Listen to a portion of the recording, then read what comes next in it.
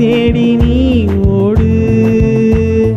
பரலோகம் தாய் வீடு, அதை தேடி நீ ஓடு.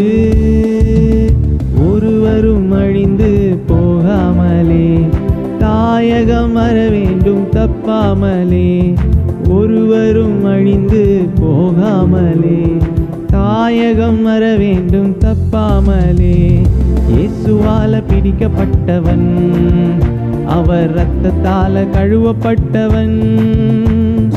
எனக்கென்று எதுவும் இல்லை,